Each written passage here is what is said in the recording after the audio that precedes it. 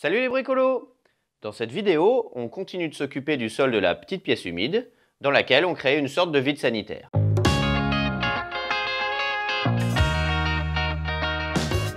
Pour ceux qui n'ont pas vu les vidéos précédentes, on a cassé le sol en ciment et creusé en faisant attention de ne pas descendre sous les fondations.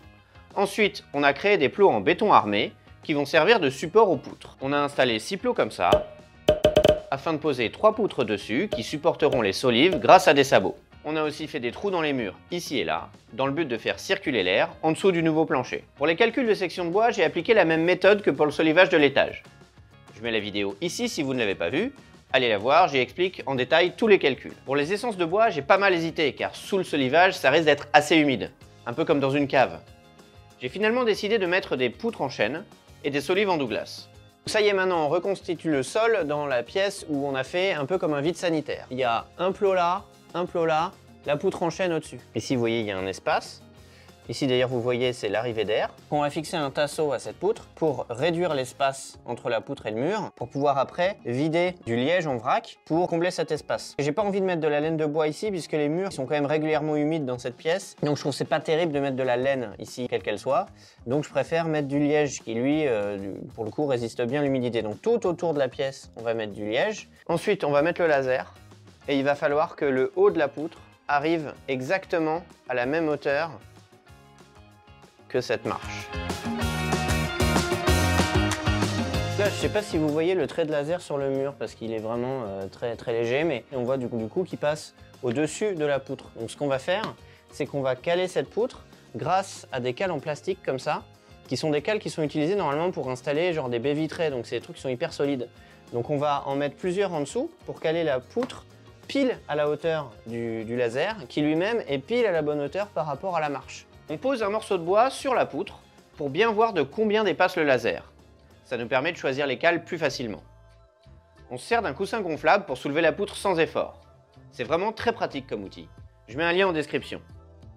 Une fois que la poutre est bien calée, je rajoute des cales en plastique pour avoir 6 points d'appui. Nous avions construit des plots légèrement trop bas pour pouvoir régler la hauteur des poutres au millimètre grâce à ces cales. Ça a un double avantage. Ça permet d'être très précis et en plus ça évite de poser le bois directement sur le béton. Bon, je vais vous expliquer comment je fais pour fixer la poutre parce qu'il a fallu que je trouve des petites techniques. J'ai mis 6 plots de cales en dessous pour qu'il y ait plusieurs appuis et après je fixe la poutre avec un goujon d'ancrage comme ça. Et le goujon d'ancrage, il faut mettre au moins ça, du coup, dans le béton. Donc ça veut dire qu'il faut l'enfoncer jusque là. Or, si je l'enfonce jusque là, le goujon est à l'intérieur de la poutre. Donc forcément, je ne peux pas visser le boulon si je fais un trou pile de 12. Bah déjà, je ne peux même pas le rentrer, puisque ça fait 12. Donc ce que je fais d'abord, c'est que je me suis acheté une mèche à bois de 35. Donc, je mesure la profondeur du trou qu'il faut que je perce pour pouvoir visser cet écrou. Je note cette profondeur avec un petit scotch sur ma mèche de 35. Je fais donc un premier trou. Ensuite, ça fait du 12. Donc, je fais un trou avec une mèche à bois de 12 au centre jusqu'à traverser le bois. Mais je fais attention de ne pas toucher le béton parce que sinon ça va éclater mon forêt. Ensuite, j'ai une mèche à béton de 12. Je la mets dans le trou que j'ai déjà fait dans le bois. Donc comme ça me fait un guide. Je suis sûr de percer parfaitement droit. Et je perce suffisamment profondément. Et une fois que j'ai fait ça, il faut être capable de visser cet écrou à l'intérieur du bois. Pour pouvoir le visser, il faut trouver une clé qui soit creuse. J'ai pas trouvé de clé chez moi qui était à la bonne taille, à part ce truc là que j'ai bricolé. En fait, ça, c'est une double clé des deux côtés et ici il y avait un tournevis. Il faut que j'enfonce au moins jusque là pour visser correctement.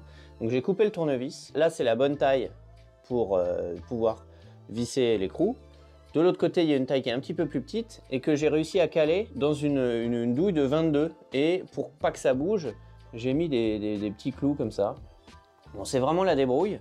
Mais voilà, quand on n'a pas les outils, il faut se débrouiller pour essayer de fabriquer les outils. Et avec ça, franchement, ça marche bien.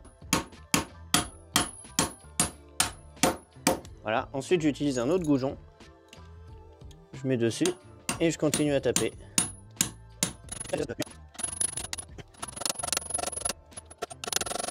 Ensuite, J'utilise mon outil bricolé là, je le positionne dessus, je fixe l'écrou.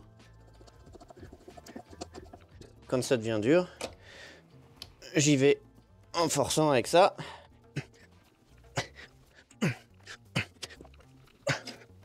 Là c'est bon, elle bouge plus, il n'y a plus qu'à installer les sabots ici avec les solives. Et faire la même chose évidemment pour les autres poutres.